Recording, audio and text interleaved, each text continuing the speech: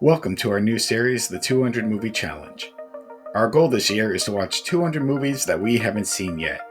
If you want to listen to the full podcast where this clip is from, the link will be in the description. Now enjoy today's movie. Before you start, this is movie 150. I did not want to pressure you to watch a fourth movie. I just was like, hey, if you get your next one's 150, whether we do, and you're like, dude, I'm getting this in. All right, Soto, I felt pressured, just FYI. There was no pressure. But I had to do it. No, because it's 150. Your next movie would have been. We would have started off next episode with 150, but no, we're ending it with 150. We kind of teased this. You went with Insidious 3.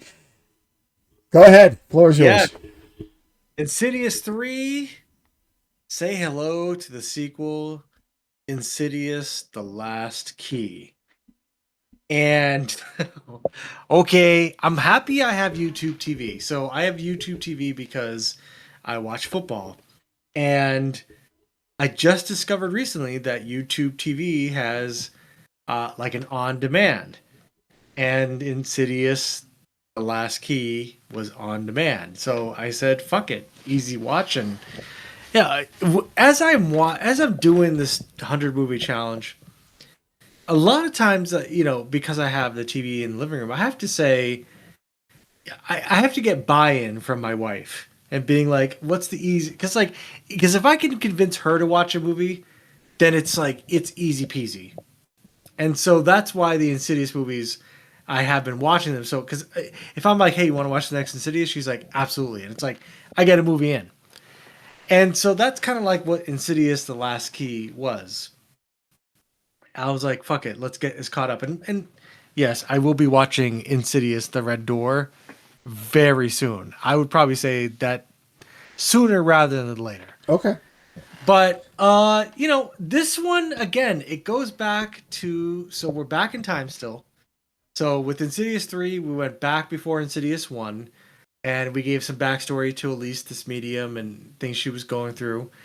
And then so now Insidious: The Last Key is right before Insidious 1. So now both movies have not progressed the story forward. Okay. So that is kind of whatever. But Elise is a great character, and it's interesting to see her get into shenanigans. But again, this is a movie. This movie felt like an episode of Insidious, the TV show.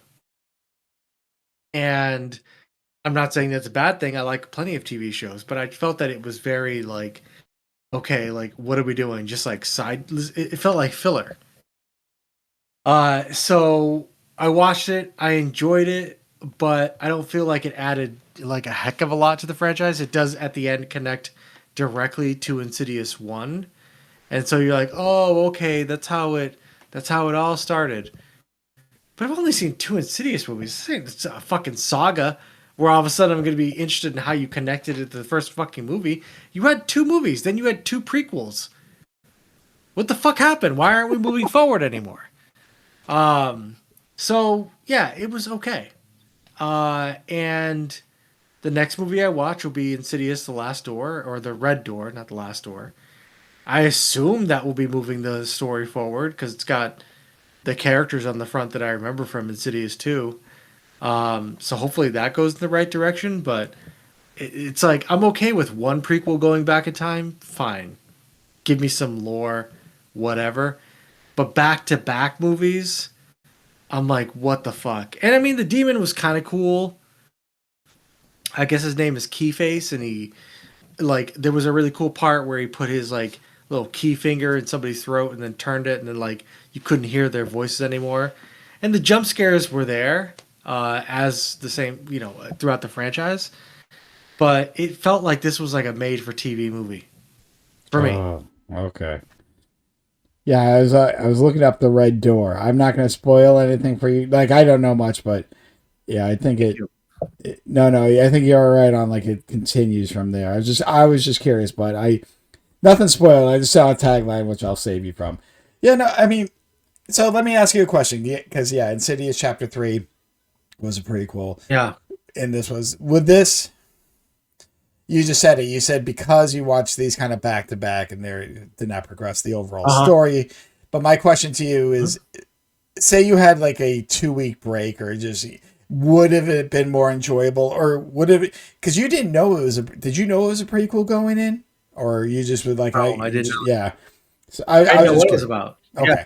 So my question, but is that just because if Insidious Chapter 3 was a prequel, that's, would this just been enjoyable if you waited a little bit? Does that make sense? Like, sometimes if you want Uh, to breathe a yeah, no, it little bit, does. I mean, okay. So I'm just wondering because, when you see Maybe. things back to back and you have expectations and then, the story's not going anywhere, I can get it. But Well, sometimes when you look back, go ahead. what added to the made for TV vibe was that I watched it on a stream for AMC where they had the like they clearly had the commercial edits, but then they skipped the commercials. Do you know what I mean? Yep, So exactly. I like know it. it had the fade ins and the fade outs. So it felt like I was watching something on TV. It didn't Okay. feel like a movie to me. Does that make sense? Yep. No. I know exactly what you're Yep. talking about. So, all right. That added to the vibe. It was like a regular movie, but it's like then it would have like these weird breaks that like, and you know how important editing is to a movie. It's like, but we're so ingrained in the United States that if we see those like fade in fade outs, we know those are commercial breaks, and that makes us think of TV. True. At least me. No. Yeah. I know exactly what you're talking about. So, all right, Soto, but the major question. The 150th film, Mhm. the looks like TV movie Last Key, Insidious Last Key. It sounds like Yeah. it might go even lower in Chapter 3, but where is it going on your list? I mean, I tell I still enjoyed it more than I enjoyed The Pope's Exorcist. That movie was a piece of shit. Um, I didn't like that movie at all. So I'm okay with putting it right above it at 59 for now. I Well, liked it. I 60. enjoyed Well, it. you're going to put it at, hold on. So, is it the new number 60? Is it under Fantastic Fungi? Oh, it's under Fantastic Okay, Fungi, so your yes. new So number it'd be 60. two. Okay. Yes. I just want to get this straight. Insidious. Insidious, the last Nope, you key. got it. So the question, Yeah, and Red Door will be next. which I like, Where that I think goes. you're right. I think it continues the story from the first two. Whether or not it's good or not, we'll find out next week.